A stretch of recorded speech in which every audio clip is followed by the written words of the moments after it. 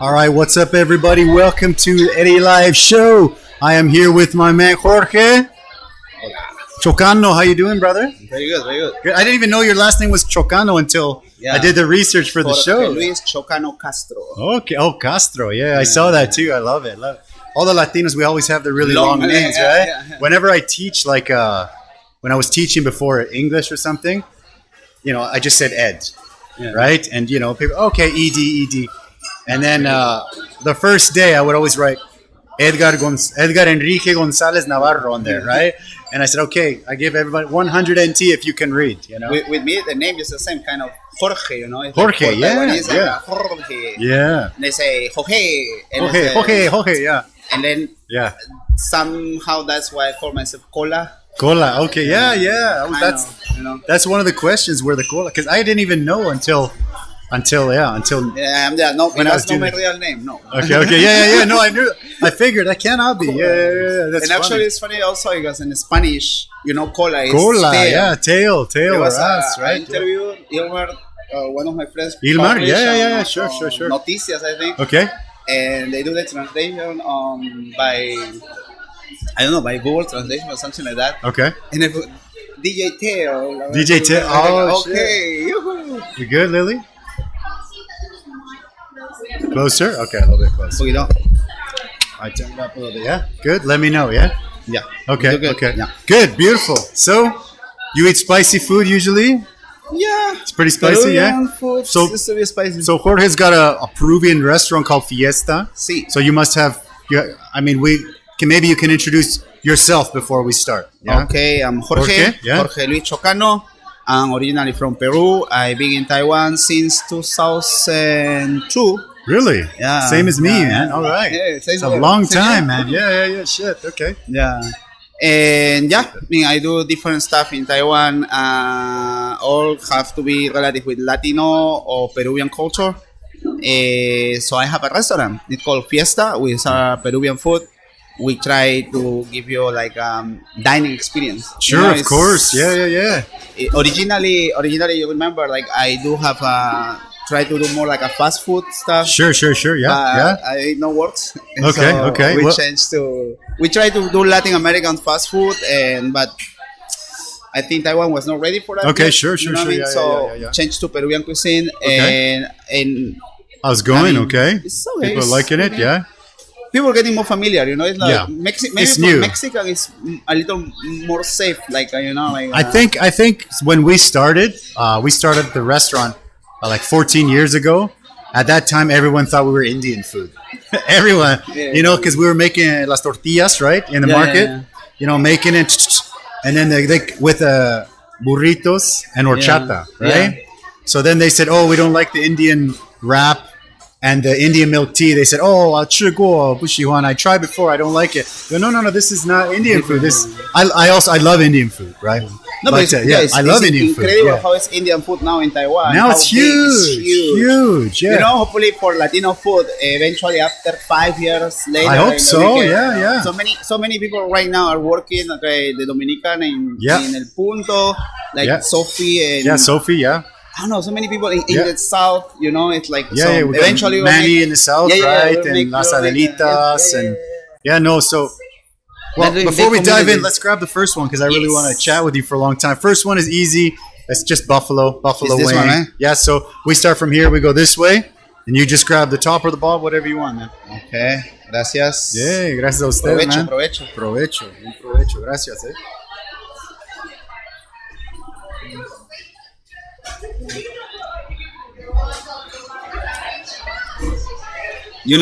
I watch your show time to time. Okay.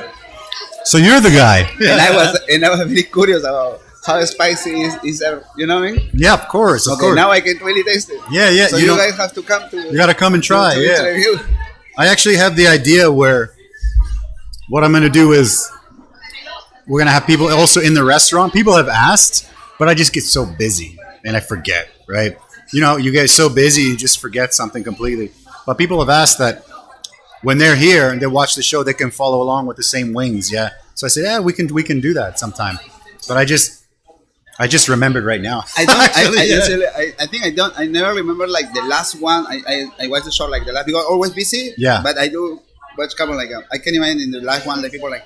The last one is rough. Yeah, the last one is definitely. That's what these are for. Yeah. Yeah, for because sure. these already have some spices. Yeah, this is just the basic. They do have light, but they do have they all do. They all do. Yeah. So that is made with that's a basic like the American buffalo wing, right? Mm-hmm. With Frank's hot sauce and butter, basically, just a basic one. Very good. Yeah. So we were talking earlier about the all the Latinos coming together. So you're, I think, like the leader and the pioneer for bringing all of the Latino, the most famous Latino guy in the whole island, I think, right? Yeah, I think so because all the big events, right? The Magi Fiestas and you did like a I think it was like a taco day a while back. You did the Carnaval, all that stuff, right? I think, how did you get started with all the Latinos? Well, obviously being Latino, but the events. I want to talk about the events at the beginning, yeah? I'll start. Yeah. Well, long story, man. It's like in the very beginning when I Perfect. arrived to Taiwan. Yeah. It's like I used to study hostel business. Actually, study for a while. Okay. Tourism's hostel business. Okay. So my original idea was to try to work in the industry. Okay, sure, of course. But technically, I mean, it was not a really good tips here. The tips are tough. Yeah, that's one of the tough part of our business. The tips are. I love all the mise en place. For me, it's like a liturgy. Like to make the experience of the dining. That's the best. Yeah, it's an art. Yeah, I really think so. How you serve or you offer the wine and how you make the people feel at home. You know what I mean? Yes. So you've had some really good experiences. And this is what you want to share. You want to share this, right? Yeah, sure. So, and I realized it was originally doing this stuff, trying to do this stuff, but it was not that good for me on that time. It's tough, sure, yeah. That's the idea why I moved to Taiwan. Actually, okay. Originally I just come to study Chinese because I study tourism. And Did you come alone? You came here alone? Yeah, you met your wife here. Your family later. Yeah, I know, but I'm just curious. Okay, because people always ask me why the hell I came here by myself, and I'm like, I don't know, I just came. The idea is like when I study for tourism, like there are not official tourist guides who speak Chinese. Okay. So I say, okay, I try. No, everybody, of course, when you study that you need a title, so you need two language, and then you will put like Portuguese. Yeah, you learn Portuguese in 6 months. Yeah, of course. Okay, Sure. Portuguese or Italian. Yeah, Italian. But you don't. Nobody go for Japanese, Chinese, Germany. Like you have to. Yeah, something very different. Yeah. Alemán. Alemán, yeah. So nothing. Originally, I know some Taiwanese people because there was a medical group. A medical group go to the jungle in Peru. In Peru. Yeah, one of my best experience in life. There was okay, let's hear it. Taiwanese group of doctors and nurses. They visit the jungle of Peru to help. But the jungle of Peru, not the tourist area. And the areas, there are grupos etnolinguísticos, like small groups that they live around the Amazon River. Like tribes, some tribes living out there. Okay. So this mission will go and visit them and take care of give them medicine and stuff like that. Okay, nice. And that's the first time I met Taiwanese people. First time, I know idea. I know for all the everything's stuff, made in Taiwan. Yeah. That's you grow up, you see made in Taiwan. Made in Taiwan. Okay, and so there was interview on the school I work. I'm sorry, the school I do my studies. Yeah. And I got the job, and I went with the group. I went the group to the jungle. I met the Taiwanese people, and I got the idea to visit Taiwan and learn Chinese. Yes, perfect. So I come to try to learn Chinese in 3 months. 3 months. Yeah. Oh, that's not possible. Yeah. So then I stay here and extended for almost 1 year, and then things coming and they never stop. I don't know if this happened to you. You feel like when I tell you honestly, like I always do feel like something bring me here. I never really feel like I come here because I want. Yeah, I feel the same. I even feel sometimes that I try to leave many times, and it's like, but they always something happened, still pulling me here, pulling me to stay Reason there. to keep you here. I don't know you have that feeling. I feel this way too. It's a hard one to answer because people always ask me, what brought you here? And I said, well, coaching some soccer, teach some English, and I thought, okay, I will come here, try it out. Yeah. Because I look at China, Japan, Korea, Taiwan, and the reason I chose here was hopefully if I could learn another language, Mandarin would be good. But the main reason was because it didn't snow. Oh, really? Because in Canada, where I live, so much snow. Maybe half the year. We're very close to Alaska. Yeah. So it's beautiful, but when you grow up your whole life just cleaning snow, then I come here and I go, oh, Korea looks nice. The snow, okay, no. Japan looks nice. Oh, it has a lot of snow. I said, okay, maybe we visit, but but I'm here. I'm like, oh, little island, tropical island, hot, no snow. Hey, that sounds good to me. Let's go there. So yeah, I mean, come here. Yeah. Right here, I have no idea where I was coming. I just know I want to try to learn some Chinese so I can be a better professional on my career. Of course, yeah. And one thing comes to the others. Eventually, when I was in Peru, I do kind of DJing, but sure, okay, very different way. Like it's more like I was working in a restaurant, and I was on charge to put the music. Okay, so I can't like this as a DJ. DJ, that's people the DJ dancing, style. Yeah. People really dance. Hey, dancing, yeah. So it's like for me, it was very. What's up, man? Very interesting the way the things go. You know what okay, I mean? yeah. So that's it. So I come originally with the idea, then it comes to like I find a job. I find a job in the embassies. I as administrative. So the one up here, that big building there, the building with all the Latinos in there. Yeah. Oh yeah. Once in a while they order like 100 tamales or something. I'm like, yes, all right, yeah. But it takes me like 2 days to make it because oh no. Like, come on, it's like, hey, it's good, but like, oh no, I need to make tamales. I get anxiety. It's like when you say like when the world comes, man. Yeah. It's sometimes like the COVID-19, give me some orders. Give me something. Yeah. It's like I think the COVID was bad, but I think some parts, like sometimes, like for example, I was telling a guy earlier, like we have these really big pillows and bed sheets that are really comfortable, and like my wife bought them a while ago. They're expensive, so we can't throw them away. We have to wash them, right? But we cannot fit in my washing machine. Yeah. So by our house, every time we drop them off, like every year or whenever, every 6 months. The person's like, oh, fuck, they don't want to wash it. They don't want to do it. They give us these eyes like, and sometimes they just say no. Yeah. But during the COVID-19, I needed to drop it off, and I think, I'm going to deal with this shit again.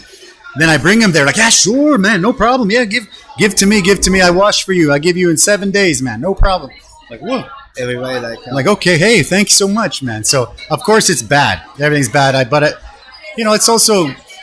If the service business, man, I had one of my friends who's a chef, and he's also a restaurant owner. Yeah. And I always tell everybody we're like the whipping boys. Everybody they just whip us, because we're like the COVID comes, and then sometimes you have big reservation and you turn away tables and you're so busy, and then the next day you're empty and you're like, geez, it's just like this.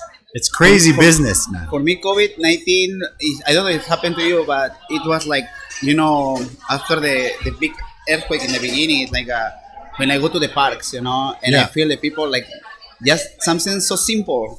So like you say, it's every day. Like we have here the park with the old guys and the kids playing, and sharing, and it's like, oh man. Yeah, we're very lucky. We're very lucky. We're very lucky. So I like that. I also think I had some friends that just before or during they went back to like UK and back to US, and they're just like, I told them, man, this was before. But everybody that I know that lives here, and they say, oh, we're thinking about moving back. I said, don't go back.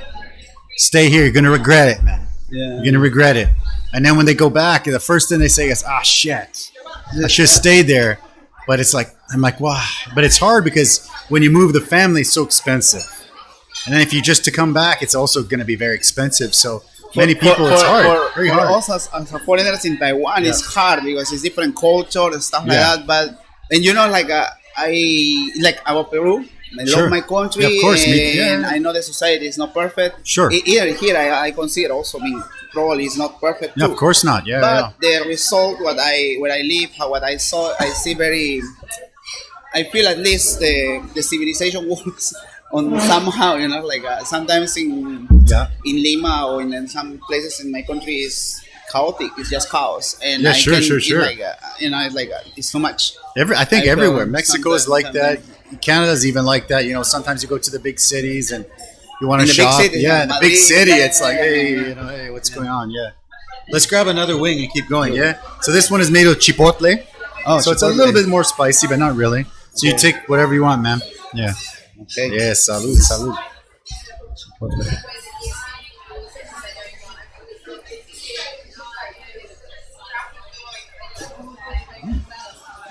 This is a popular one, yeah.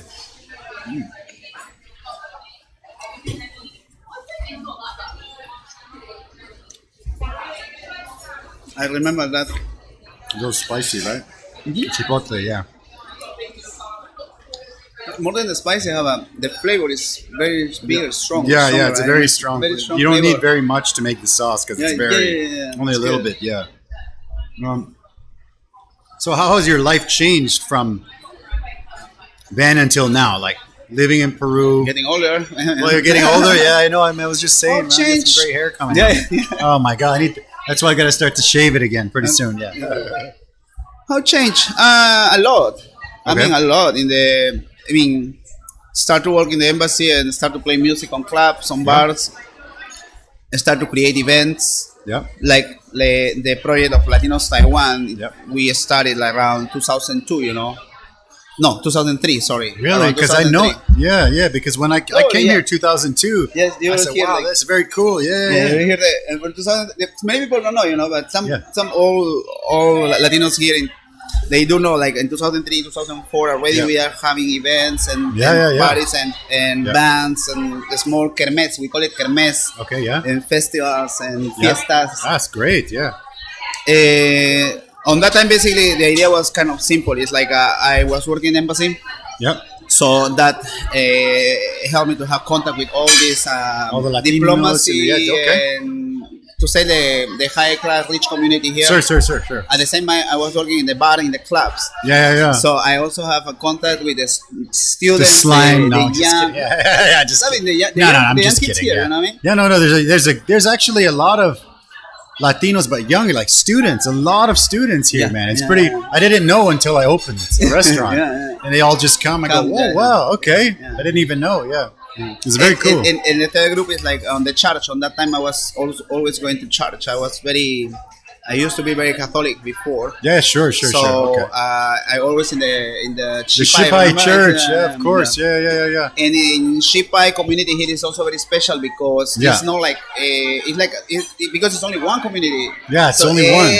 Everybody go. If you want a Spanish-speaking church, it's only one. I think. In all the families, I think so. In all the families, the families like will go eventually to that community. Yeah. So I do feel like I do really be in contact with almost all the I Latin, think so. Yeah. world, you know, It's a small world, but I think you got that. I think you basically got I don't want to say control, but contact with all the people. I have many contacts like, on the whole universe, and yeah.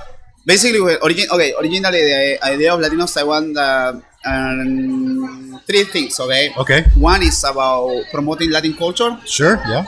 But a little more like not only coffee or handicraft. Yeah. I like to I like to share the idea of Latino culture is alive. I mean, we have a director. How many Netflix Mexican shows they have now? And new TV so many. And they're really good. And to say, painters and photographers and and writers and novelists. We do have it's so when you share Latino culture, it's not to share about prehistory or past, sure. I do feel like we have this gap. The other gap that I don't know how to mention it, like what is normal, like diplomacy or on that label, their activities are always going to be focused what is correct.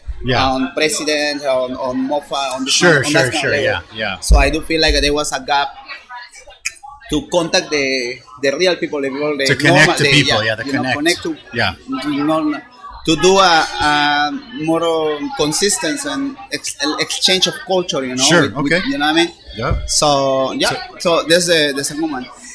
And the third one was a little more dramatic. Like I hear like some people was trying to cut some Latinos. Oh, really? Yeah. Really? Oh my gosh. It was very bad.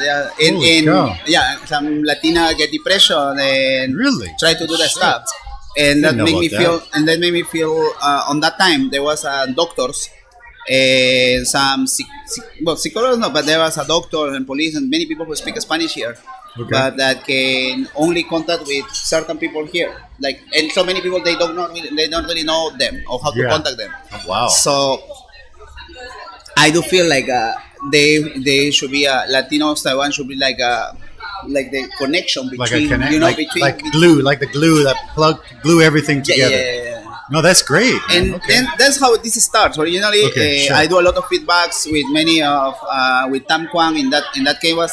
Tam Kwang has Francisco, a lot of Latinos. But on that time was Francisco. But now it's my day. Before was Francisco. Okay. And Furen with and on that time was Jose Ramon was the guy on charge. We're talking about 2008, I think 2005. Yeah, a while ago. Sure. Long long time ago. Yeah. And doing feedbacks with everybody, like about what they think about the idea, how to make it happen. At the same time, doing activities and events. Yeah.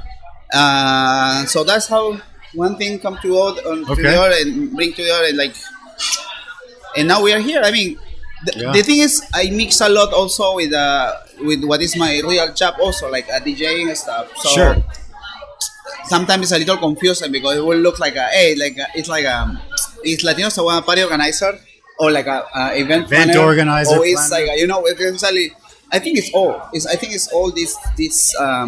When I started to do the parties in the south, for example, the first time I go to Caution, to Brickyard, originally was intentionally because it's a long trip. Actually, it's not like the best business ever. I mean, it's still okay, but sure, of course, 6 hours going there just to try to connect, to make the network bigger and connect the Latinos over there. I love that. You know what I mean? Yeah. On that time, it's like the idea was. What's the best way to connect Latinos if it's not party? Because one thing was in Canada when I grew up, there's not very many Latinos. Yeah. So first of all, my hometown is a lot of Portuguese. And everybody, my whole life, just assume I'm Portuguese. Everybody, right? And they go, "Oh, your family no speak Portuguese to you?" And I'm like, "Well." My family's from Mexico, you know. I mean, no, I don't, but I can understand it. It's almost the same, right? Portuguese, Italian, Spanish, French, 50-50, right? So basically, there was us and my cousins, the Mexican two Mexican families, and then there was a Peruvian family, Bolivianos, Colombia, Chile. I don't want to miss anyone. Ecuador, and more. Sorry if I missed anyone, but we all speak Spanish, and we all. I don't want to say it's all the same, but for me growing up, it's all the same. Everyone speaks Spanish. Everyone likes good food. Everyone likes música. Everyone likes dancing, and so anytime it's somebody's birthday, anytime anything, it's like the house, the living room. They take the table, chairs, everything out. They put it in the yard. And in the house is just dance floor from about 9 p.m. to maybe 3 a.m. Everybody's just dancing. And all the Canadians are looking at us like, what the hell is going on here? Police come and we're like, hey, it's a 30th birthday. And the police are just like, what's going on? It's all just puro Latino. Everybody's just there dancing, drinking. Someone's bringing tequila. Someone's bringing aguardiente. Someone's bringing like pisco. It's all, everybody's bringing their own, and it's like, it's just great. Yes, I love it. It's the best thing. You grew up like that, and I feel, for me, I always feel the Latinos are, I don't want to say we're all the same, but I feel that we're very close because we all love food and dancing and having a good time. What you say is true and it's real, and actually that's the idea why Latinos Taiwan. You know what I mean? Like in 2005 or 6 when I was doing the feedback, I do feedback with Paraguayans, with Hondurans, with Panamanians. Okay. And everybody was very proud of their own, like Paraguayans have the Guarani. And like Peruvians, we have the marinera, we have the música criolla de agua. I love it. Overall. Cuba, Mexicans, Cubans, sure. Argentina, everybody is a big word. Yeah. But the idea I think that we need to get strong into the big society as the Taiwanese society. I agree, yeah. So make it as Latinos Taiwan. We can push harder, you know what I mean? Because separate, it's tougher. But if everybody's together and we just grouped into a group of Latinos, then it helps us. Very respectful, we know obviously that every culture is different. Sure, of course. Actually, one of the questions that you mentioned also is how this Magi Fiesta starts, right? Sure, Magi Fiestas, yeah. Magi Fiesta starts actually because we do have this carnival. Carnaval, Brazil. Carnival was huge, right? And we have all the cultures together. I love and that. Everybody, sharing their own food, their own music, their own dances. But still, you cannot get the whole picture of each country. So Magi, when the guy from Magi offered us to do the Magi Fiesta, for me was actually very interesting. It was a very good option, to separate. Now, okay, this will be especially for Peru. So I can show just Peruvian culture on the window. You know what I mean? Sure, and then sure. Paraguay or then Honduras. We do. This year maybe we're going to. It's harder this year because of the COVID, right? Yeah. But I think there's one coming soon, no? Very soon. It's passed already. The Peruvian. It passed already. Yeah. The next one will be Brazil on September, I think. Really? Now we're I doing missed 2 it. or 3 months. But the idea is to show in the window, I told you, okay, we are Latinos Taiwan, we together and strong, we get back. Brazilians are Brazilians, and Mexicans also have their special. Yeah, sure. And everybody. We always everybody has their own thing. Yeah, sure. So that's the idea of Magi Fiesta. Okay. We do some events in Kaohsiung too, time to time. Is there a big Latino community in Kaohsiung? Yeah, I think so. Is there? Yeah, okay. I know, I know Manny and Las Adelitas. Teresita, of course. La Teresota, Teresita. Okay. I don't know the other one. Yeah. Bolivia, there's Teresa Rocha. Oh, of course. Yes. I think it's the restaurante. oldest Latino restaurant. Yeah. That's right. Yeah. That's right. Yeah. Whenever we go to Kaohsiung, we go. We don't go very much. I'm sorry, but when we go, we go visit. I mentioned to you for all my friends over there, we always busy and we always. It's not like we don't care. We don't concern. We do care. It's not we don't care. Yeah, we just crazy busy. But I know, I told you, I know, we really doesn't have too much time to meet the stuff. But I know you're doing good. I know you're staying. Yeah, we're both. I think we're both doing good. Teresa is there. Teresita is doing with Manny and the other one. Yeah, Manny, Teresa. Yeah, we are. Everybody's growing and working hard. I think it's good. And sometimes it's good to meet each other time to time, but that's what today was for. When I start something like this, we really want to share the stories of people like you. People are doing something special, something great in Taiwan, and we all work so much, man. I work 7 days a week, man. This restaurant, it's busy, it's good, but it's 7 days a week. So I don't go out, I don't really do anything. So this is kind of my night out with cervezas with a friend, man. So salud. That's what we started this for. Salud. Thank you. Let's grab the next one, man. That's what do we got next? Cayenne. It's a little bit more spicy, but it should still be not too bad. Yeah. So go for it, man. You first. Yeah, whatever you need. Oops, a stick. It's okay. No problem. Cayenne pepper. Hey, enjoy.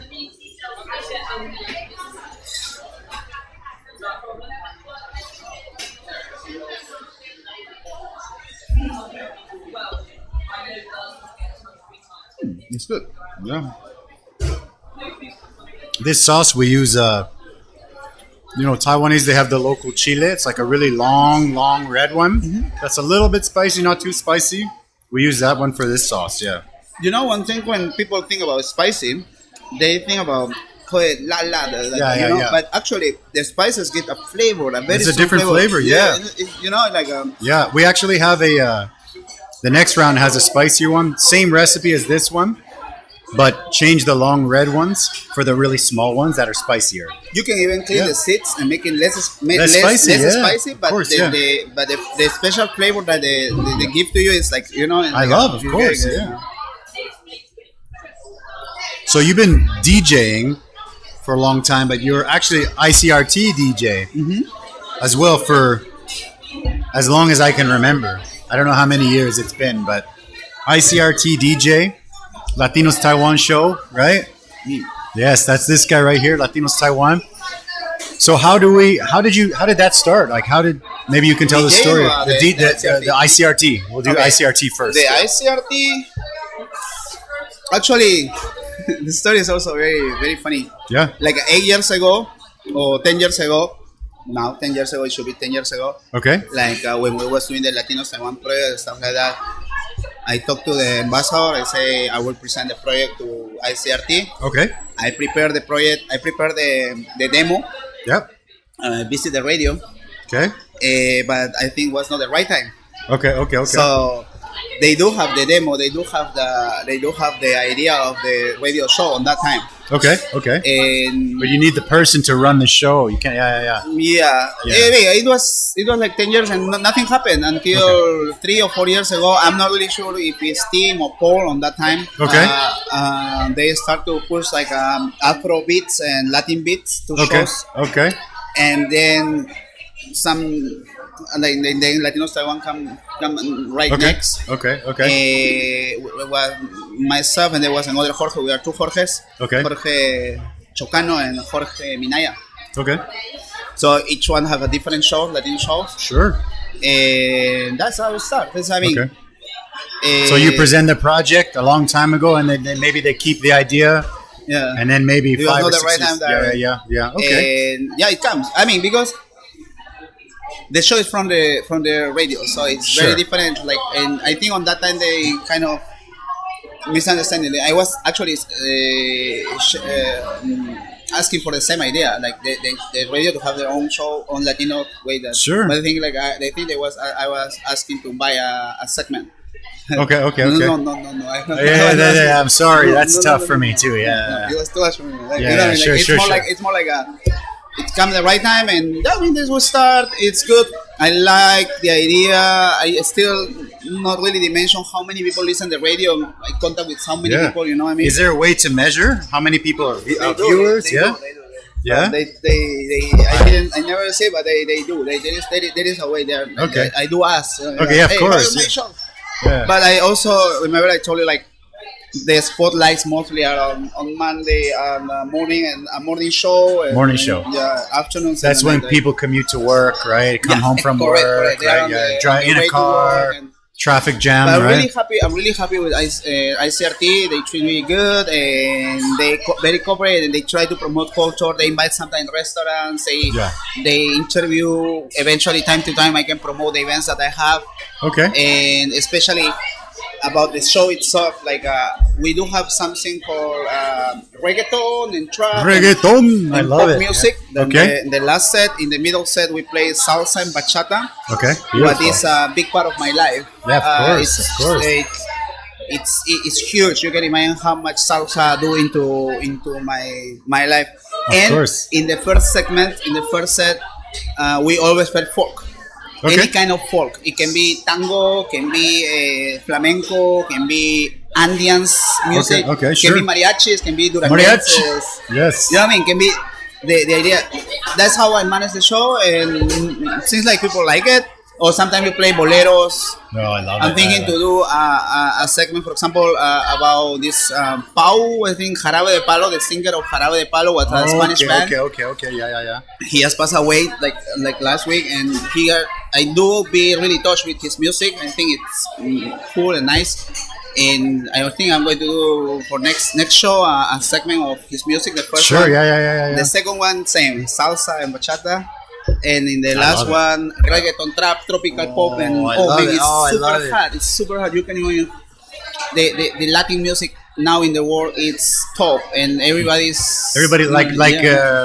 like Despacito. Yeah. Like it's everywhere. Everybody knows Despacito. They even have like Despacito in Chinese. And you know, everything. Like K-pop music now. And they start to sing some Spanish words, Spanish stuff. Recently, I think this week, Jay, a Taiwanese guy, Jay Cho, he released a song called Mojito. And it's like it's Spanish, but it's Chinese, but it sounds like Hispanic música and everything. I like it's the great. video. It's really nice. Has a good timing. He has good timing Havana. It's very good. Yeah, I think so. Of course. Yeah. There, you know, Did he go there? Oh shit! That's the video. The video looks like it looks like it. Yeah, it looks like it. I didn't know. You know how I find out? Oh, because I see the extras.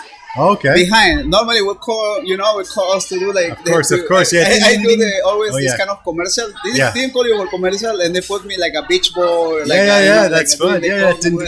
Hey, they didn't call me for that one. Nothing. And I say, who's this guy? No, these guys are not from here. This guy these guys. That's right. This is from Cuba. The guy really. I actually have a funny story about that. I had my restaurant in Denshui. Yeah. And then you remember the movie Life of Pi? Yeah, right? You know where the story's going, right? Yeah. So the Life of Pi movie, Ang Lee, not the guy, but a couple of people that work for him, they come to my restaurant in Denshui.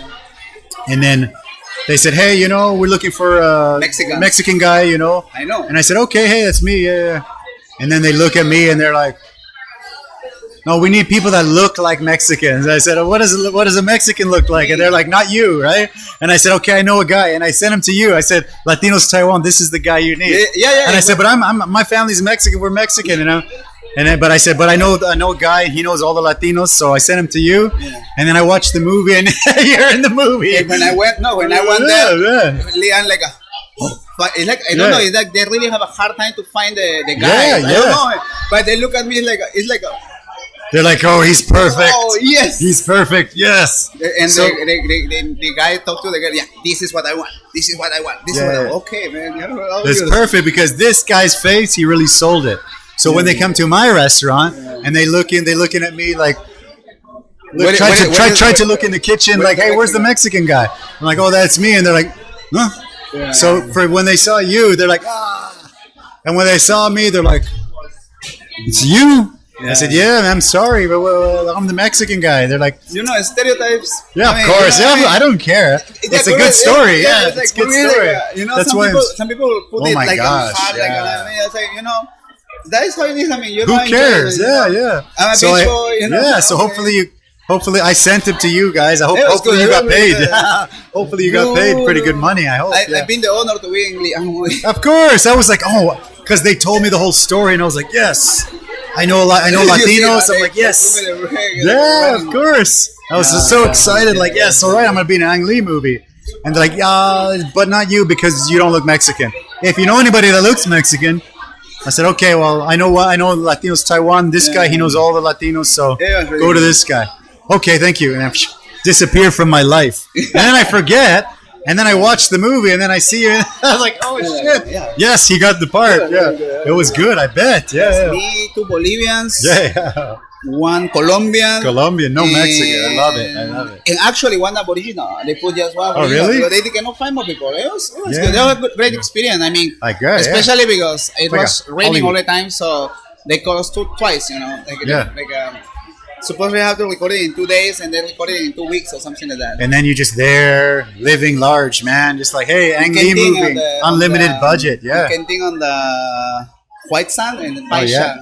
It's beautiful. I love it. I love Kending, man. Yeah, I think this summer, hopefully we can escape for a week, maybe 5 days. We go to Kending or something, just on the beach, We do have festival in Kending. We do have a big festival on this summer break. Okay.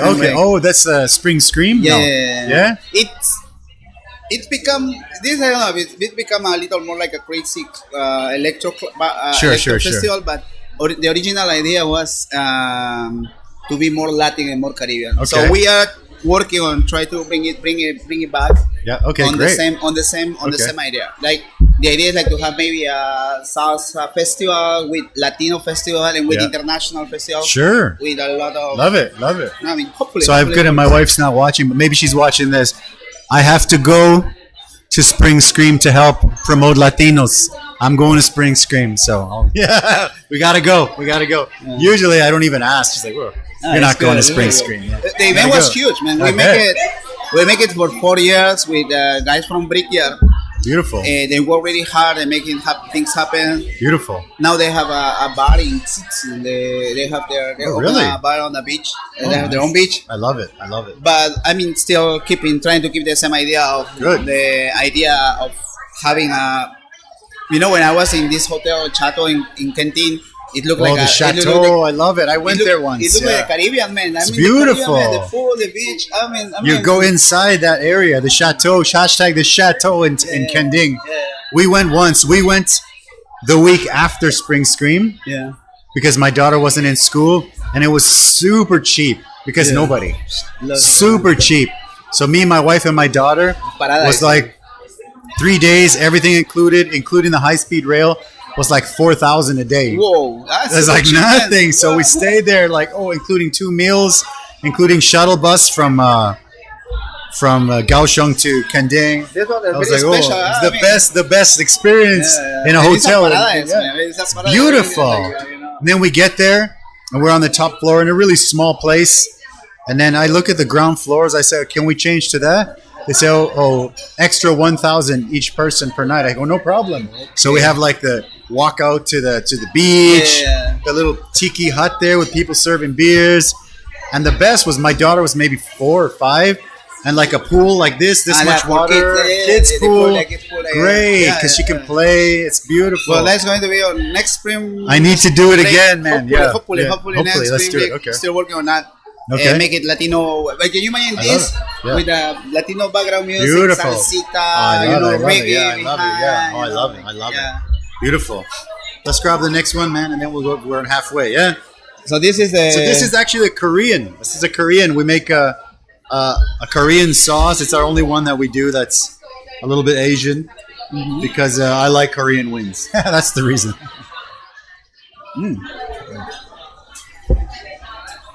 Yeah, which is like Korean food. Yeah. The second one is. You like that, yeah? Mm-hmm. That one's a chipotle, yeah.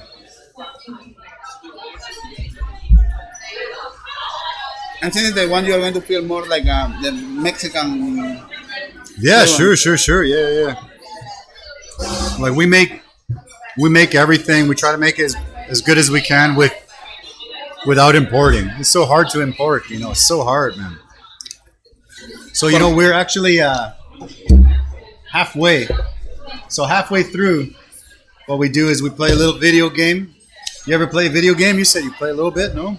This is like old school games, man. To be honest, not really. Yeah? I think you're going to win. No. But you're going to see. This is actually. I know it's the old school. I know. I don't know why. It's really, because the old school stuff, man. Okay. It's a Street Fighter, yeah. Oh, a Street Fighter. Street Fighter, yeah. They gave my nickname for that in the school in 1993. They called me. There is a green guy. Oh, Blanca. They call really? me Blanca in the school. Man. Blanca. That's hilarious. Blanca, man? I'm not Blanca. They call me shit, the that's Blanca. crazy. Good. Hold on, give me a sec. I just press start. Yeah, just press start and grab your guy.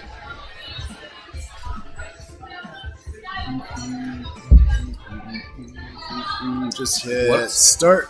Yeah, that's okay. Yeah, no problem. Just pick your guy. A little bit of horchata here. Blanca. Blanca, you want to go Blanca? That memories, man. 1993, 1992. This was very popular, right? Oh yeah. A long time ago. When I was a kid, I would play this one in the arcade all the time, and it was good. So I get a chance to figure out the buttons. Yeah. It's like.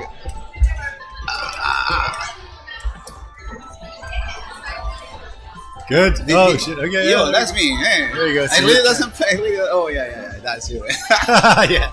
Well, this is when I was a kid. This is one of the ones I used to go and play like in the arcades, right? Yeah. When I feel weird like on that part. Like all my classmates on that time they used to. Everybody was on that, but I don't know. I was doing. I was playing basketball again. Yeah, basketball. Okay, too. Yeah. Hold on. Let me get. Boom! There we go. Oh shit! Okay, hold on. Let me see this. Oh, Hadouken, no? Hadouken. There it is, Hadouken. Yeah. Yo. Yes. No, it's good though, right? We can. A buddy of mine, he put together this like this old little retro system. We play all the old games and all the old arcades are on there. Yeah. Thanks. This is a second round of more spicy. Yeah, more spicy. Oh yeah. man, I was thinking that's all. Yeah, no, this is halfway. This is halfway. I passed. I say, woohoo. Okay, you passed it. Yeah, no, we're. Also, this more. This one, yeah, this is more spicy. Okay. Yeah. Now I know why you have the milk. That's why the milk is there. Yeah, Okay. yeah. All right. Ew, that's me. Yeah. Oh shit. Okay. But I always do the same one. Huh? Yeah. Ah. Okay, turn off for a sec. Yeah.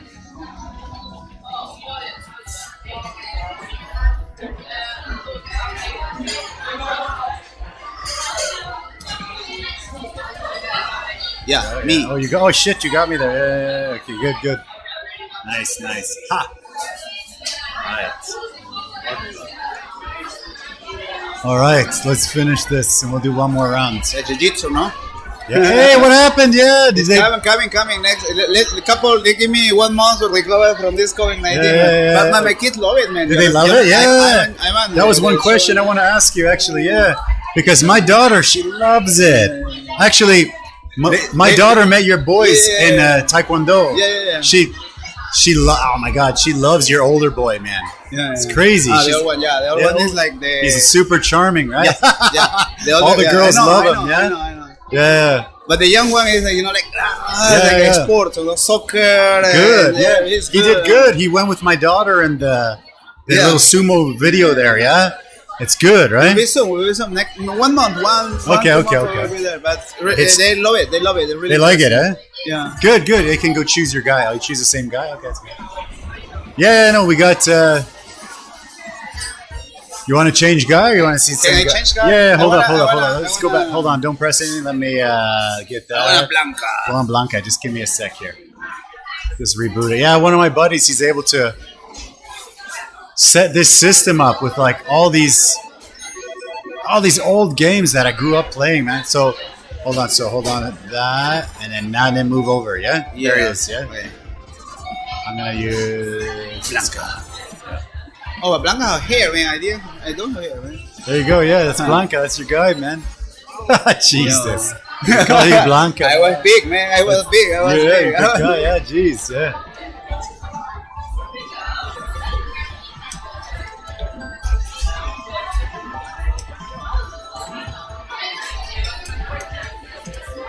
Yeah, on my time, the bullying term doesn't exist.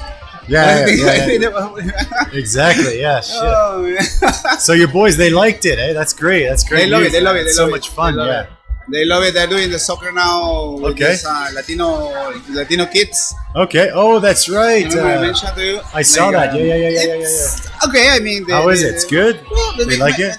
Ivan City is very sport, and some of the sport stuff. And Jonas is like the handsome guy. Sure. Charm, stuff like that. Yeah, for sure. He's funny too, man. So they don't do the Taekwondo? They stop after a while, yeah? Yeah, Taekwondo for a while. But do you continue until then you change for the Jiu-Jitsu or no? No, we didn't do it we stopped. She was maybe 5. We stopped for a long time. And then we cannot find... Holy shit, I'm getting my ass kicked here. I do. I know the place where because Jonas used to go there for training, psychometry stuff, I used to have for 2 years. Ooh. Yo. Okay. No, so the jiu-jitsu is great, man. My daughter loves it. She actually wants it more. She goes Friday and Saturday. Yeah. But she's in the summer. They're gonna have one more class Monday. So she will go Monday. She likes it, I think. I think it's good for the kid. The teachers are good, no? The teachers. So one of the teachers is from the USA, and he trained in a really high level school there. Yeah. Called 10th Planet Jiu-Jitsu. Yeah. And the other guy is like an Asia champion. He's a Taiwanese guy. Okay. But he's Asia, like an Asia champion guy. So he's a national team guy. So they're both Matt and David. They're great. Oh shit! Look at the score. Wow, you got me, man. Shit. My friends are singing in the south. The guys who are coming from the bar, from the club. Yeah. They're running a jiu-jitsu. Okay. Yeah. Making very popular, I think. Yeah. All right, let's get that off there. Good. There we go. Yeah, man. So it's that was good. 1-1. Pretty nice. Nice job. Right on. So we're on round 2 now. We have these are a little bit spicier. This one is made with jalapeno, right? But we can get fresh ones. We make the poppers. Like we take everything out and we stuff them and fry them. Yeah. And with the stuff that the jalapenos that are too small, we make this sauce. Yeah. So it's a little bit spicier though. So it's getting there.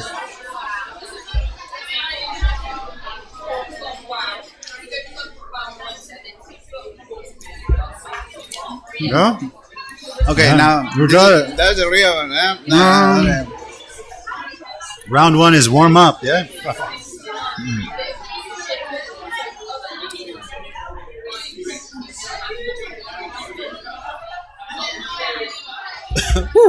Yeah. I'll have some more chata with that one. Good one. We actually put that one in bottle. People take it home. They like it. Yeah. So, when you're making your menu for Fiesta, where do you get your ideas for new menu items? Or how do you choose things you want to put on the menu? Woo. That's what the horchata's for, man.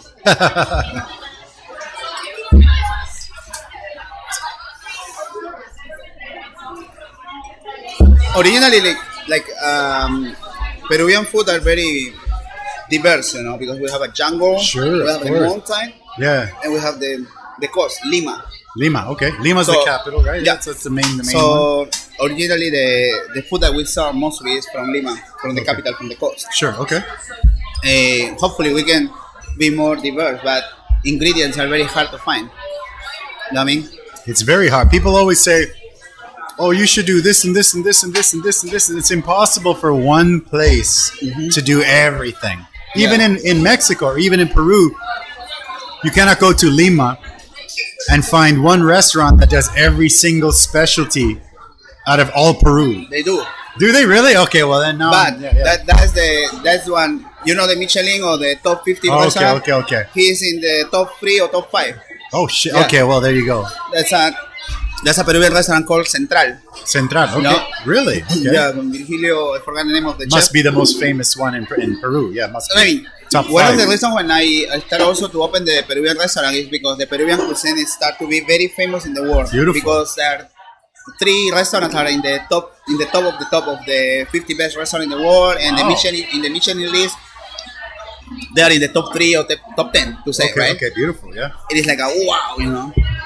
So we try to give some experience like that, but of course, in Lima they bring all the guy do something very interesting actually, you know. In Peru we have different levels to the sea, right? Okay. The coast, the mountain, the lake. Yeah, sure. So his menu actually is like eating like 100 meters. Okay, the seafood and stuff. 500 meters, 3,000 meters. All the food from Puno, from the mountain, from Cusco, Machu Picchu area. You know what I mean?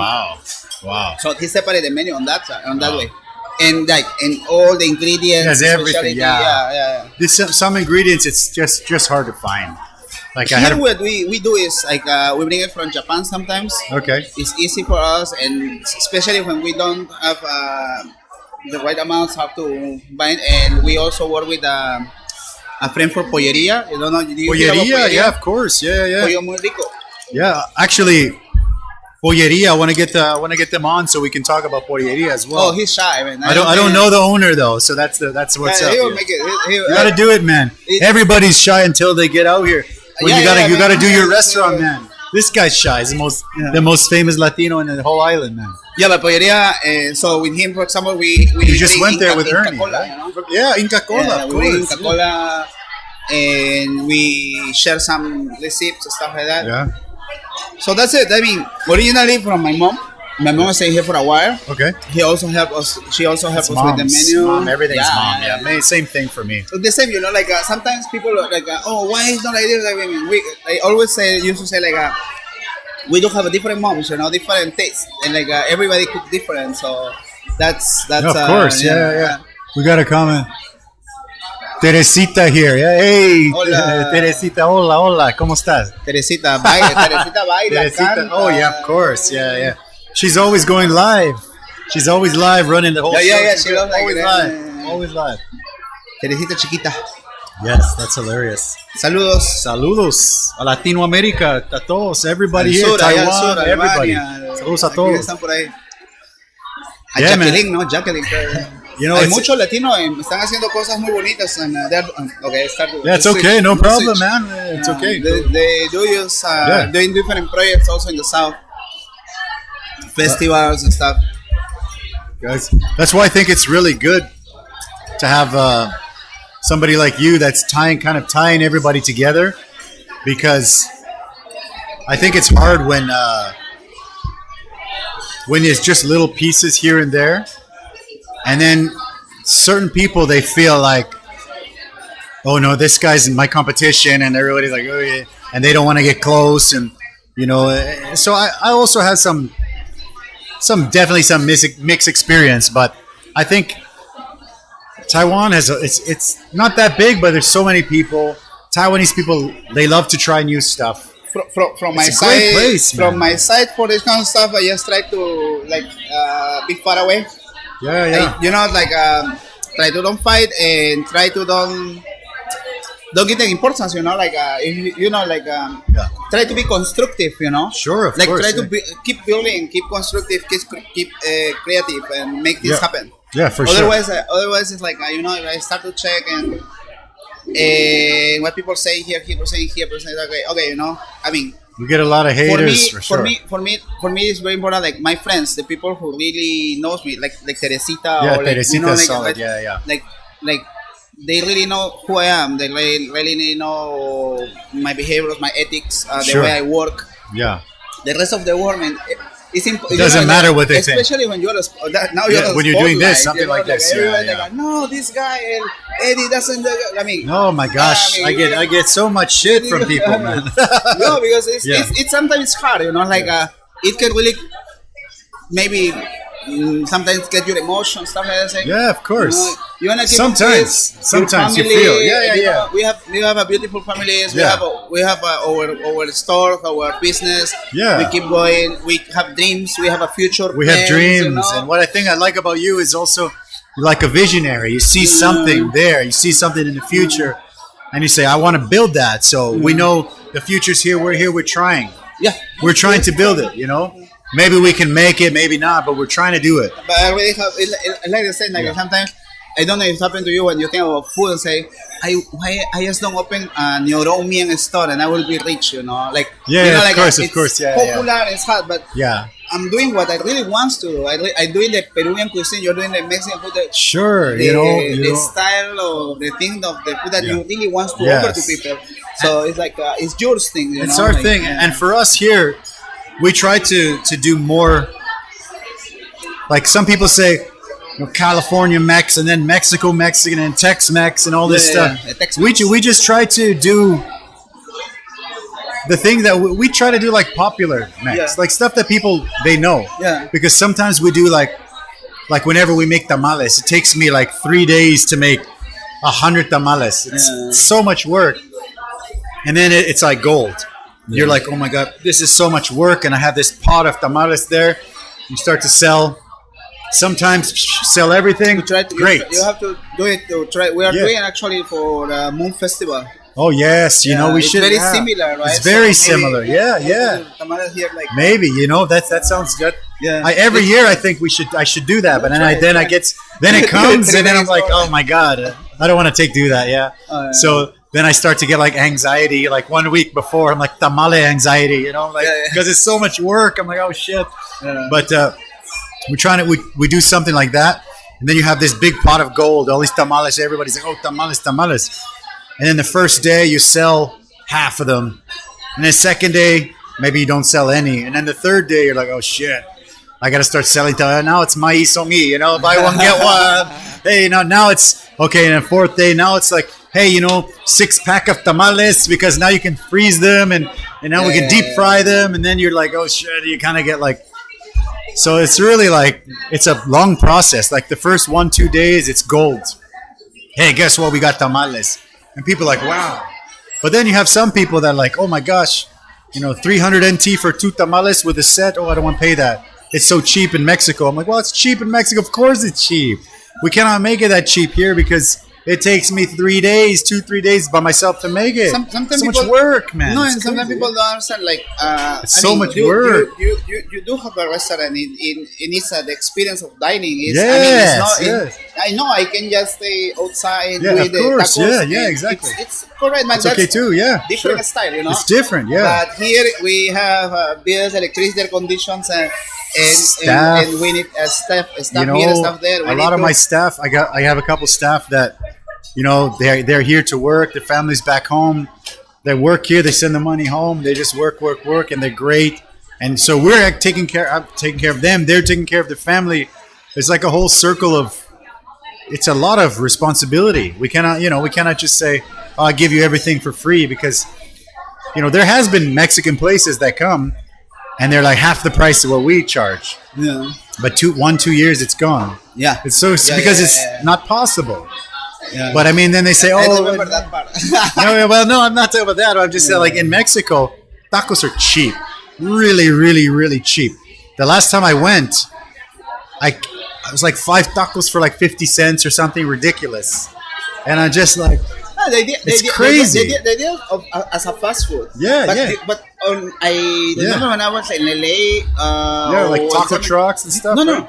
no. Actually, they go with my friends to a real Mexican restaurant Yeah, too. yeah. And the same idea. Expensive, right? Yeah. They say the same taco that you got in the taco truck, but you are in a restaurant. But you're in a with table, restaurant. with a You chair, have your beer, you know. and here we have all these like fresh local craft beers. Craft beer. Una cervecita, Salud. right? Yes, Salud, yes, salud. And we have all this stuff. And I deal directly with the brewery. You know, I deal with our tortillas. I think you was one of the first who was pushing this. Yeah, I was. Yeah, I was one of the very first. Yeah. And the good thing is because I did that, I have a really good relationship with like the top 5 or 6 breweries. Yeah. And so they give me a good deal. Yeah. And so I'm able to sell for 200. You know, sometimes you find the same beer, same exact beer, same size, 280, 300, because it's expensive. But we try to give good price, and and then on weekdays we have, a little bit of specials, and so Taco Tuesday, cheaper beers and stuff. So it's good. Today's Wings Wednesday. That's why we're doing it on a Wednesday. Wings are half price. Half price wings on a Wednesday, right? So let's get the next one, man. Yeah. Oh, what do we got? Oh, okay. This one is made with. Now I start to. Now you go. No. I'm not gonna tell you until you eat it. This one's made with habanero. Oh, yeah?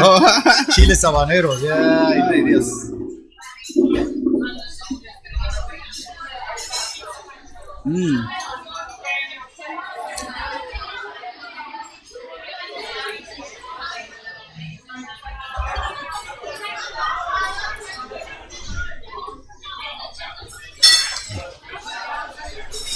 The chiles, when you use the really fresh one, it goes like up and down. Sometimes it's really hot, and sometimes it just mellows, and then it gets hot, and then it mellows. So sometimes the order's not right. It's okay though, yeah? No, it makes me funny because I saw this habanero and chipotle, and grande and all this, but but I never fully tried. Okay, yeah. And I do. As well, because I didn't cook it; they just stay there, Yeah, sure. And now I'm like, oh wow, pretty good, right? Chipotle. Actually, I didn't know this, but chipotles are actually jalapenos that are smoked. Yeah, and they're smoked in a sauce, and I didn't even know that. Chipotle, Chipotle Subway, yeah. You know what's hilarious? Sometimes you chat with Taiwanese customer, and we ask them. Is it your first time eating Mexican food? And they go, oh, no, I tried Mexican food before. And I go, where? They go, in Taiwan. Oh, really? Oh, nice. Where? Because I know most of the owners. Oh, KFC. And I said, KFC. Like, oh my gosh. I said, what did you have? And it's like a wrap, like a gin bean, whatever, with like lettuce and like chicken strips. And they also used to try to sell burritos recently. I think so. Joe. Yeah, sorry. It's a good day here, man. It's a good night. Yeah, it's a good night, man. Thank you for coming. I appreciate it. You know, I just think it's lovely, man. It's lovely. Like I was saying before, before we did this, we chose Wednesday because Wednesday was no people. Yeah, typical. Typical Wednesday's nobody. So I said, let's do Wednesday. No people. Originally, we want to do tacos, but Tuesday, because of the USA, Taco Tuesday, we do cheap tacos, and people come, and it's very full. So Wednesday was always worst day of the week, worse than Monday, because Margarita Monday, right? So the USA has amazing marketing, and it helps me, right? And so Wednesday, we're doing wings Wednesday, special, cheap, and then half price, and then different things. Nothing works. I said, okay, well, maybe Wednesday is just shit business. What can I do? Nothing, right? Okay. So now I said, well, I'm going to do this show, this podcast on a Wednesday. I'm going to cut the restaurant in half because it doesn't matter. And then you got the corner next time. So yeah, next time it's going to be like, hey, we're coming to you live from one corner of the restaurant. Yeah. No, so it's good. I mean, I think it's good to try different things. And actually, the whole point of this is if we can get some steam and we can get some spotlight and we can put the spotlight on a festival, right? We can put the spotlight on something that is meaningful for me. You know, sometimes when I saw you starting this, I think 100 times. Fucking crazy. Yeah. What's this guy doing? Well, yeah, I mean, of course, everybody. Like you have a vision for sure. Sure. But I think, oh man, it's tough for sure. Spotlight, stuff more, and you know, like it's tough, man. And actually, it's also more work. This is a whole almost like another part-time job preparing this thing. It really is, you know. And I already work all day, every day. So, but I think, like for example, one of the first episodes we had, I had a professional fighter who lives in Thailand, and he was here. This is one of the first times he got a spotlight. But after this, he was sharing with some friends. Some friends watched live. Some people in Thailand. Some people in the States.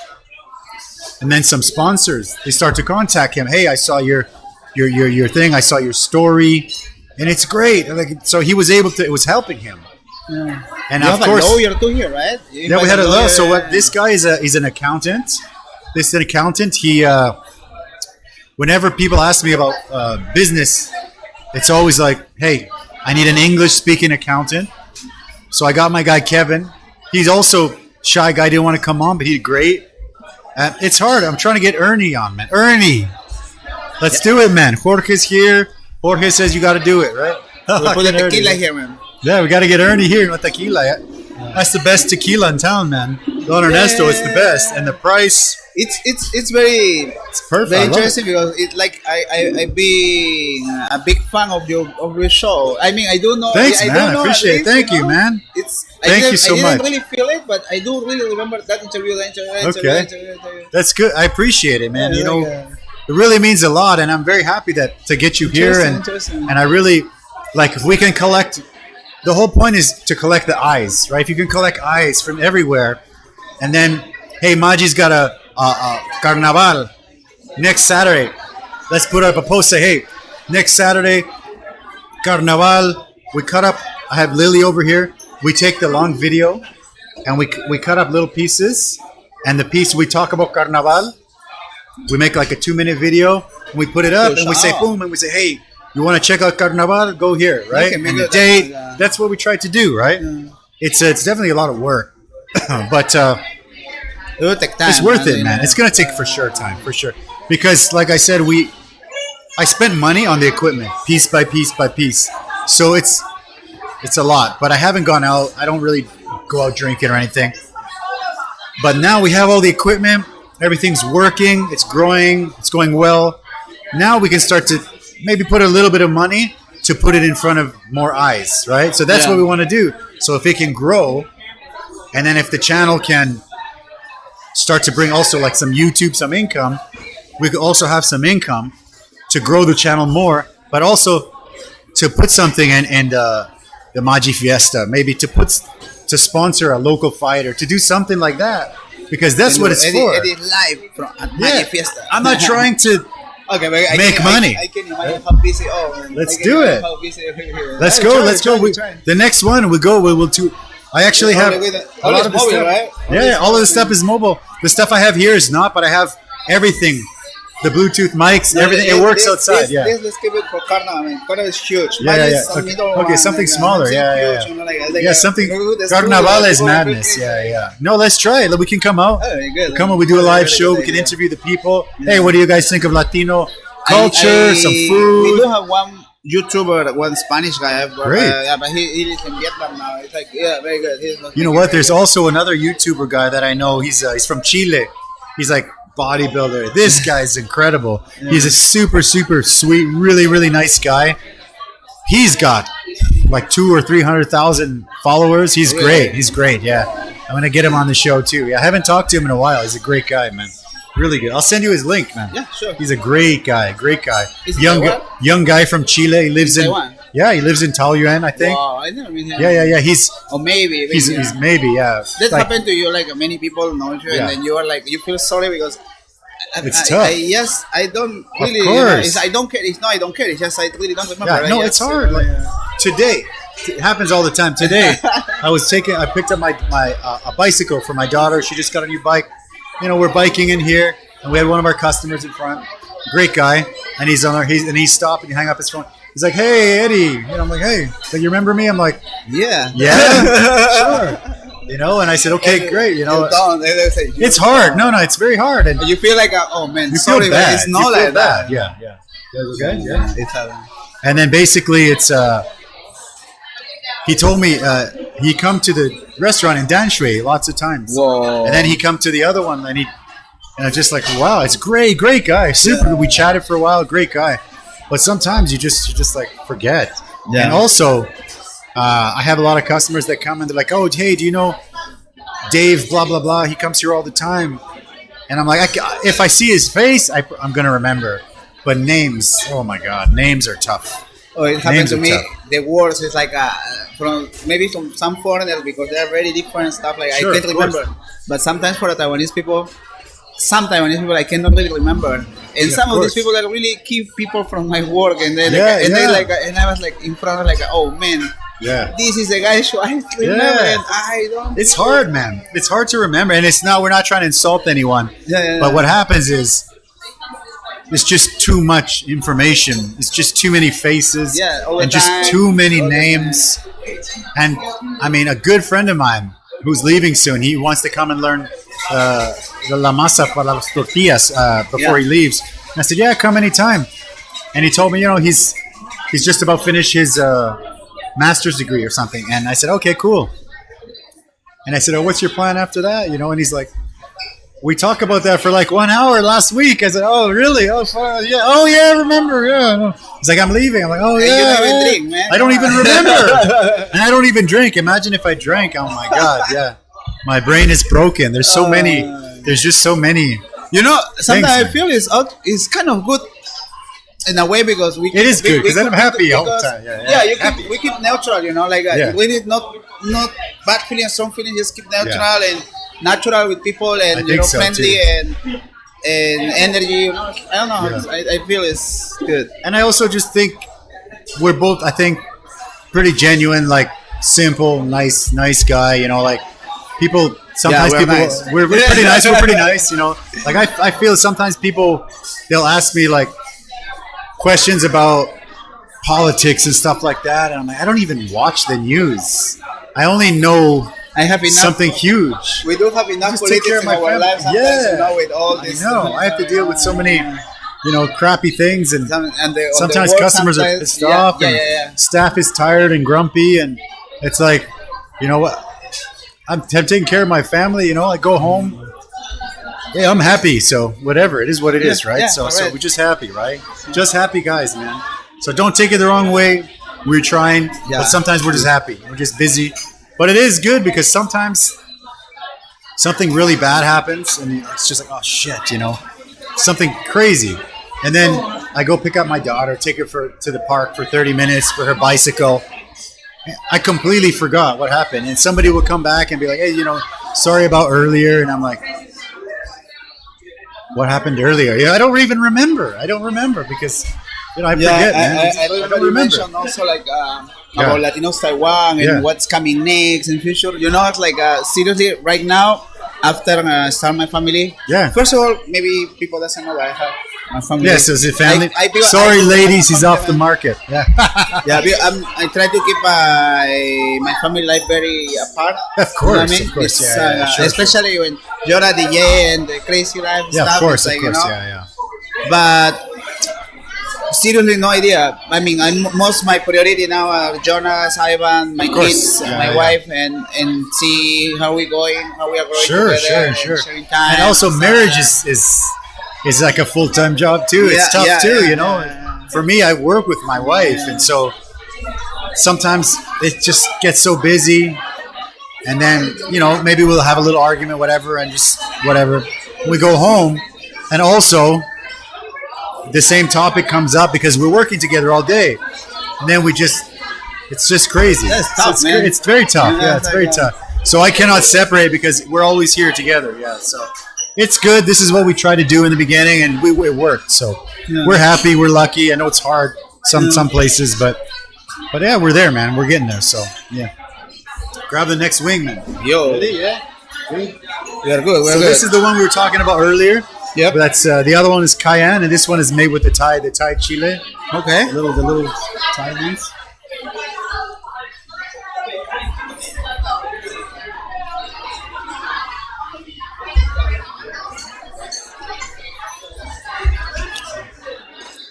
You should do a salsa party here, man. Let's do it. Yeah, why not? That'd be great. Not Tuesday. Not Tuesday. Yeah. We actually.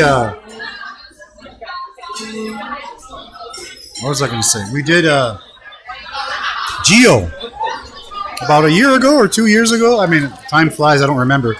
But Gio did his birthday party. Mm-hmm. We did his birthday party here, but at the same time as his birthday party was a karaoke night. Mm-hmm. So a whole bunch of Latinos were here singing karaoke all night. Oh, my God. We had all you can drink. Taiwan 18 days on tap, all you can drink. Friendly, happy people, man. Oh my God, everybody's singing, happy, it was great. And the thing was, Giovanni broke the record for, he had 14 beers, man. 14 beers. Friends got you don't do the tequila. Oh, yeah. Jeez, yeah. Oh, we got to wait for Ernie. We have tequila if you want. We buy our tequila from Ernie because he's a great guy, man. It's good. It's good stuff. Great price. I was with Eddy yesterday. I told him, "Hey, you should come. You should come. You should. Why not? I mean, that's the thing, right? Because they're shy. It's like when you told me, like, seriously, it sounds funny, ridiculous stuff like that, but I'm very like low profile, and you know, like really not too much on stuff. So it's like I say, okay, let's give a try, and hey, it's going. We really doesn't have a chance to chat too much, and it's just a good chatting. chance. It's a really good chance. I think what it is. It's not like a big production. It's just like, that's why I wanted to do like podcasts. Just two people chatting. Because in the restaurant, I meet so many great people. And you chat and they tell you like wonderful stories, man. Yeah. And I think, shit. If I could just record this story that the guy told me, I would love to share that. But you cannot be like, hold on, say the story again and record on my cell phone. It's weird, right? So like this... That's what we tried to do, you know, try to share with a podcast here. You want to say hi? Hola. Hola, Jonas. Hola, Juan Jonas. Yeah. Remember his boys? They're going to go back to jiu-jitsu. They loved it. Yeah. You know, Ivancito and Jonasito. Yeah. You fight with Ivancito. Yeah? Yeah. Remember them? The jiu-jitsu class? They're going to go. Okay? Go eat some wings. Love you. Okay? Say what? Yeah, she loves it. Yeah. So, do you have any advice? For any anyone that wants to maybe open a restaurant in Taiwan, It can be Latino restaurant, or it can be any kind of restaurant. It can be foreigner or a Taiwanese. It can be anyone, anything. Do you have any kind of advice? You know, it's funny because I asked the restaurant owners this, and almost all of them, the first thing they say is, don't do it. Because it's a lot of work, right? It's a crazy amount of work. But I want to know, what do you think? Do you have any advice for somebody who's thinking, hey, maybe I want to start a restaurant? Check on your cost, check the administration part. You know, Okay. like, when you open a restaurant, probably maybe somebody just think it's just to cook. Yes, But a lot of people not, think that. It's not about this. It's about administration. It's about, control. It's about inventory. It's about costs and all this together. So I think so too, yeah. need a lot of control. No? I mean, and then second, follow the dream that what you exactly wants to do. I mean, if you are going to open a restaurant to do something that you don't want, I mean, it takes too much work and it's too hard. Joe. Like to. Sorry, someone's trying to pay a bill. Someone's trying to my dad. Yeah. Maitan. Sorry, yeah, no, I think so too. I didn't want to cut you off. Keep going. Yeah. No, just this. So, I mean, It's a lot of planning. This take a lot of work. Yeah. It take a lot of time. It take part of your life. So it's better that you choose exactly what you like. I Yeah. mean, in fast food or Mexican or Peruvian or pasta or whatever. Otherwise, it's going to be, Yeah. And Because sometimes you got to eat your food every day for 10 years, right? For 10 years, yeah. No, but seriously. We met also in different restaurants here, right? Yeah, of course. Because we need yeah. to please a little, right? You know, and you have to, I think also you have to fail many times. Like I've failed many times. Oh, yeah. You know, when we go from our stand to the restaurant, I thought, okay, we're not really making much money in the stand. Let's do the restaurant. It was tough, man. I had many of my best friends back home in Canada getting married. They're inviting me. I'm supposed to be the best man. I'm in the wedding party. I have no money. I cannot go. I was broke. Just broke. Couldn't go. Right? Hola. So it's not a, you know, it's not a, I know some of them are a little bit, I don't want to say angry, but they they have that little grudge still. And I'm sorry about that, but I had no money. I cannot go. We're both doing the restaurant. So when we both decided, stop teaching, stop everything, both doing the restaurant, there were so many times that we failed. And I actually, not many people know this, but the other restaurant, when there was one time when I was tired, I was like, let's leave. We give up. We're closing. We're done. We're gonna go. Maybe we go back to Canada. Maybe I just go teach kindergarten, whatever, right? But I'm just thinking, what can I do? So I said, Dingrang, I put it up sale for $1 million. I don't know what people are gonna. I have no idea how to sell. And we had another Mexican restaurant that used to be called the Mayan Grill. It was an American guy. It was in Shingi, right? Yeah, like a fancy one, American guy. He was like, okay, I take it. And then he came in. I mean, this is not a knock on him. I don't really know him. So he came in and he said, place is great, blah, blah, blah. I take it. And he's like, what do you want? I said $1 million. And he gave me a price that was so low. I got so angry. And I said, you know what? No, thank you. Now, you know what? Now it's not for sale. Now I'm going to go down with the ship. Now I'm going down with this restaurant. So I said, I'm going down with the ship. And then things start to get better. And I said, no, I'm going to make sure whatever I have to do, I have to make sure this fucking restaurant works. And Mayan closed, actually. And they closed. Yeah, they closed a long time ago. So it's like, it's hard. It's so hard. People don't realize. So and it's tough. It's very tough. Yeah. Hey. Yeah. It's tough. And many people really failed and stuff. I mean, at least they try, you know. I mean, they try for sure. Stuff. I think it's better to try. Yeah. When I tried my first one, like I told you, like the Latin American food. Yeah.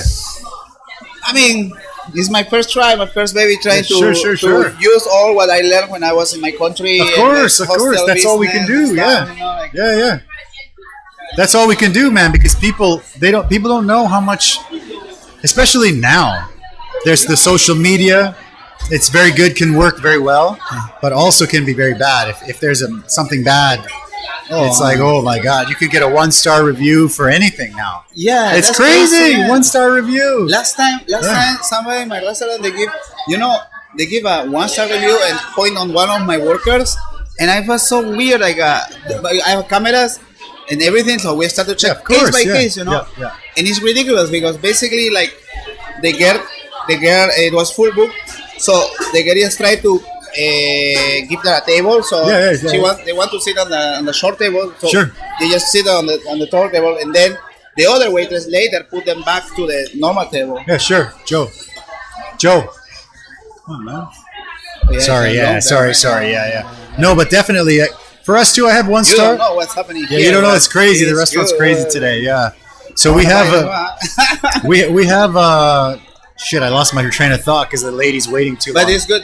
Yeah. No, but so basically we have, I will tell you the story later because I completely lost my train of thought because we have someone waiting for a table there. Oh no, basically we got a 1-star review because we're packed. And this table in the corner here, there was a small table with 2 people. It just got cleaned. It was still dirty. The staff cleaned it up quick and they said, look, we're full. The kitchen's really backed up. So we have a table, but it's going to be a while. Oh yeah, no problem.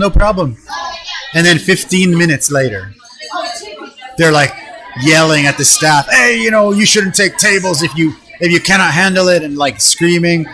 And it's like, then you go home, 1-star review. Yeah, like that. And they're like, what happened? And the same thing on this review. This restaurant shouldn't take tables if they cannot handle these customers. Like, we told you it's going to be wait. We were lucky last one because he used some hating words. Okay. So when they then you can report it, yeah? Yeah, and then they really take it. Just because. But the thing is, the guy was wrong, and he was sick. We put 2 or 3 reviews just for the same situation. Really? Yeah, I mean, like so that's ridiculous. That's why my wife get crazy. Like, what's wrong with this guy? I mean, okay, maybe a mistake. We apologize. Everybody makes mistakes. But everybody. Like you are like. They're trying to kill. They're trying to. Like they want to hurt you. Like they want to hurt your business. It's so ridiculous. Yeah. Hey, once somebody buy 1 star for me, like 1 star for my restaurant. Have they ever happened to you? That's crazy, man. 1 star? Oh my! I have so many 1-star. No, but they just have a website. They bought it. They bought the stuff. So it's like suddenly I start to like have like 100 1-star. Hey, what's that? Really? I mean, yeah. I was like, what is that? Who like? And I was like, okay. I mean, yeah, let it go. I mean, what else? The thing is to have a 5-star organic, like you can contact with people. It's not like in hated stars like they're always there. I mean, people are always gonna judge you, but a lot of the people that are successful and they're happy that they're doing something that they like in their life, they will never give you a 1-star, even if they hate the place. They know will never do what it. it costs to make things happen. It's so much work. Like 1-2 months ago, like there was one of these hated stuff writing things saying, and actually, I know you are going to close one of your business. Say, okay, brother, if my film make you happy, I don't know what kind of guy you what are. Kind of person you are, man. Because even the film of the people that I'm not close to, it will make me sad. Because I feel like, oh man, you are because it's so much work. But that's how actually in the post he showed his personality. I mean, he showed like man.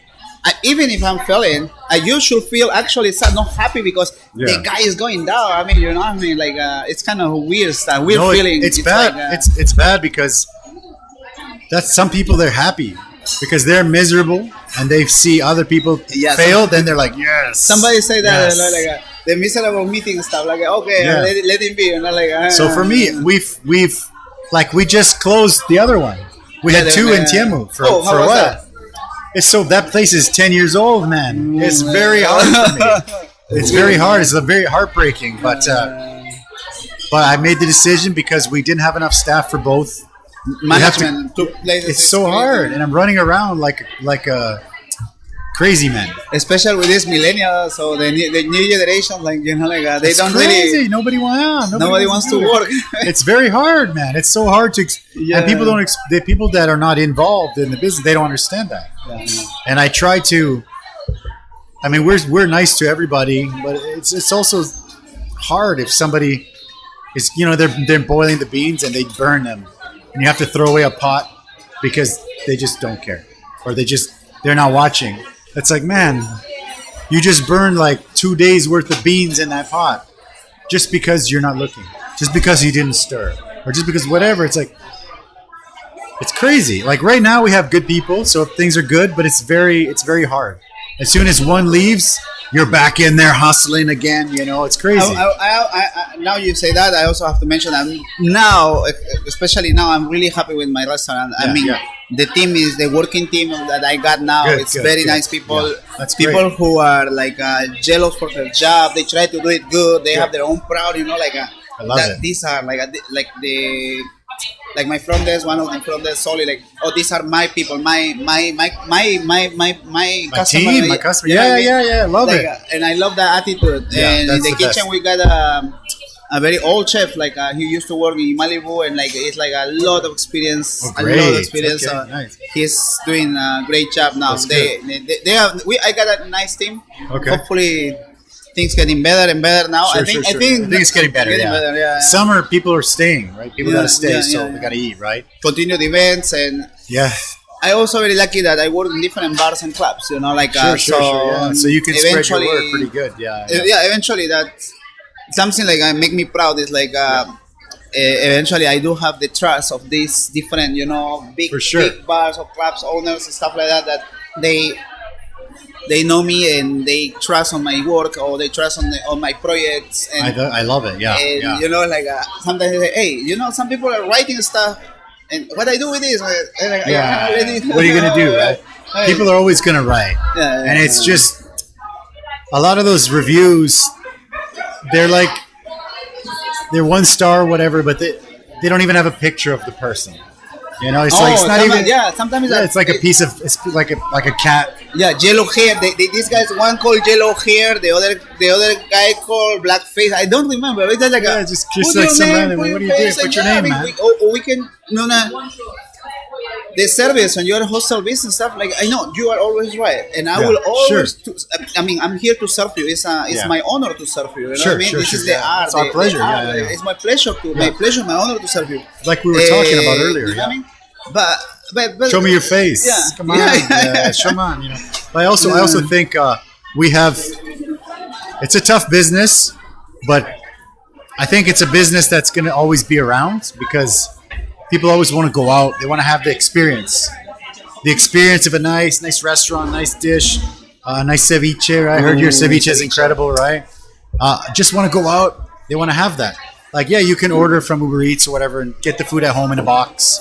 It's not going to be the same as coming here, having your guacamole made, especially having your beer on tap, especially having margaritas. On pretty places, you feel you feel comfortable. Yeah, you go out from your house, it don't happen to you when you want to go out with your. Well, what do you do on your birthday or your anniversary or a special occasion? You go for dinner. Yeah, go somewhere else, some pretty place. So have the people who bring you the plates and maybe sing for you. Exactly. For sure. I agree. Yeah. So I think the best, it's okay. I'm just feeling it. It's just, it slipped a bit. No, I think the best is, what do you do for a special occasion? You go out for dinner. Movie. That's what I do. Yeah. That's what I love going out for dinner. Oh, we go out for dinner all the time. We go out for dinner all the time. We eat here a lot. But also we go outside and need to, man. You have to. I cannot just eat here all day. You eat all the menu and tomorrow. No. And sometimes you go somewhere else. And you talk to your doctor. What are we going to eat at Eddy's? And what again, Eddy? Come on, we eat this Monday to Friday. Yeah, and everybody. My daughter wants to eat here every day, all day. And then for me, even just go to a Subway or something and just have a sandwich. It's okay. It's not fantastic. It's okay, but it's just different. It's just something else, and I don't have to be watching that. This guy gets his beer, that guy gets his tacos. How come it's 30 minutes for tacos to this lady? That's the way it is, man. It's a crazy business. I love it. So the advice, very long story short, make sure it's something you like, right? Something that you like. If you want to open a restaurant or something like that, make sure it's something you're going to like, because there's going to be time when there's no money and you have to do it on passion. And if you don't have the passion for that, it's going to be tough. And it can take the whole day. It can take, take your whole day. Yeah. Oh, and one more thing. Say goodbye to holidays and weekends. Adios, But it's actually, the thing in the hospital business, what I like, I don't know if it happened to you, is like we take a rest when the people work. Yeah, no. And we work when the people take a rest. You go to the beach, it's empty, it's nice. I like it. Like, so suddenly you're in the whole beach, you're like a VIP, exactly. Like when I went to Chateau, the week after Spring Scream, we went to the Chateau, empty. Beautiful. Oh my God, we had great food, we had great service. My daughter's playing in the water. My wife was napping in the beach chair. And I told my wife, I mean, we don't travel that much. We've been to Canada, we've been to Mexico and all, but that little 3 or 4 days in Kending was like our best vacation ever, And it was the cheapest one. Yeah. And I'm like, we have to do that again. Yeah. This summer, we got to go back to Kending, Chateau or something like that. Doesn't matter the price. Just go there, lay on the beach. Nice. Just do nothing. Nice. Like sometimes it'll be like Monday, pick my daughter up from school, and her Anshin band teacher says, okay, she has, some homework. I say, no, today she's not doing anything. We're going to the beach. We just drive to Baisawan. My wife can do the homework with my daughter there, and then we just... And Taipei City in general, Taiwan is incredible. I mean, everything is so close. So you close, want a hot spring, hot you want spring. a beach, you want a mountain, everything is hot springs and beach like 40 minutes away from each other. Yeah, it's a great thing. Yeah, it's amazing actually. For sure. Right on, brother. We made it to the last swing. You ready for that? Yes. The top one is all you, man. The top guy is all for you. Let's see. Just in case. Yeah. Just in case. All right. Okay. Brother. Get in on that. Yeah. Oh, there you go. Get that sauce. Get the salsita. Last one, man. Salud. Muchas gracias. Salud.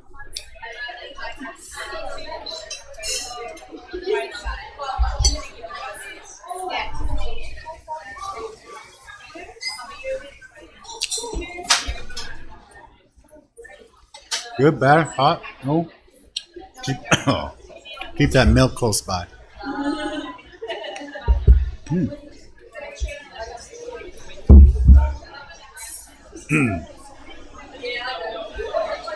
So, right now, 2020. I love this experience, man. Yeah, thanks, man. This is cool. I do have, how to say?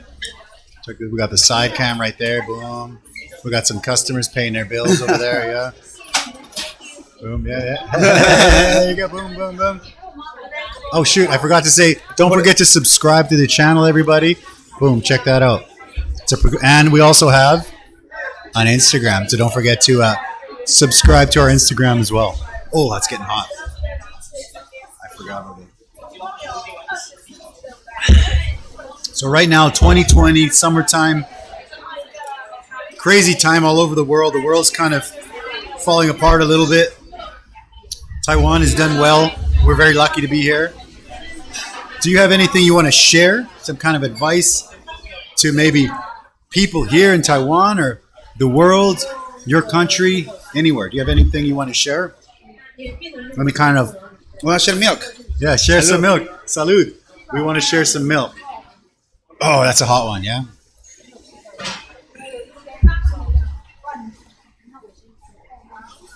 Ooh, that's a rough one. Share about what? About any advice, any moments of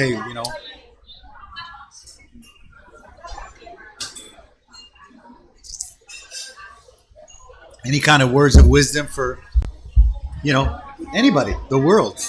I mean, the world's in a rough place right now in many countries, and we're lucky here. Oh. It's like one of the things I always remember when I was in Latin America, that people say, like, if you cannot with them, you join them or something like that. Yeah, you and cannot talking beat about them, you join them. Yeah. And talking about the crazy people sometimes, or the bad habits, or the bad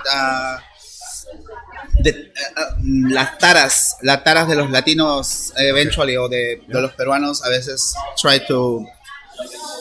You don't need to join them. And if you really want to do the things good, you really want to do things better. If you want to make the difference, you can make the difference. You can create especially for us, the Latinos or Peruvians who are here in Taiwan. Yeah. We got especially lucky to stay in this society. Yeah. Nobody saying it's perfect, it's wow, it's like amazing, it's the only one in the world, but it's good, and it's and I think we Latinos have to try to put our best, our best attitude, our best foot forward, our best attitude. Yeah, trying to. You don't need to follow the. In sharing culture and making people fall in love, travel and visit, and maybe they move in there and they will feel at home there. I think that's one of the things I miss about Mexico and Latino America. Everybody's just. You can go to like the most. Like my family in Mexico, originally comes from a very sort of support area, and it's tough, but that area. Everybody's so happy. Everybody's they got food, they're dancing, they got posadas, they got. When I come back to Latin America after 5-10 years, and I visit Dominican Republic, my first Latino country, and I step into again. Oh, the music, hey, la música, yeah. All the time, and sabroso. Like it was the spirit is very good. I love it. So the idea is like this: is to bring this spirit of Latinos, this power, this passion, this happiness to Taiwan.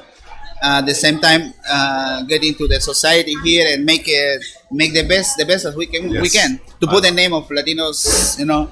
One of the things probably also like in some areas in America or in other cities, like they will say, oh, the Latinos are the low class. Or sure, of course, I know. We are lucky in Taiwan that we are foreigners here on the same level of society. Sure. We need to keep it on that way, Like we are quality, we people have a high education, people like try to or hardworking people and trying to to share and create culture and food and stuff. Yeah. I agree, man. I think it's a great message. Put your best foot forward.